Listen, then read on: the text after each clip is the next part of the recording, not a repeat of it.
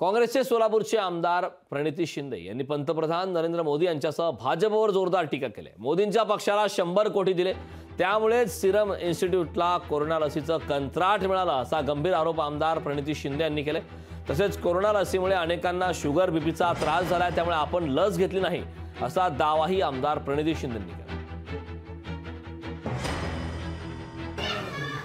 80% company ज्यांना मोदींनी tender दिलेलं काम करायला, टेंडर दिल्यामुळे या कंपनीनी मोदींना म्हणजे बीजेपीला पैसे दिले इलेक्शनसाठी, कोट्यावधी रुपये।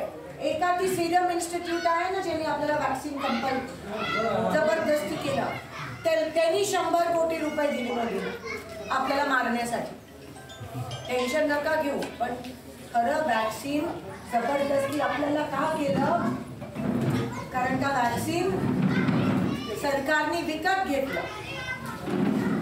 तुमच्या आयुष्यावर पैसे कमवायला सरकारने वॅक्सिन विकत घेतलं, तुम्हाला जबरदस्ती केली, आणि ते वॅक्सिन घेऊन आज बघा किती जणांना काही ना काहीतरी दुखणं चालू झालं।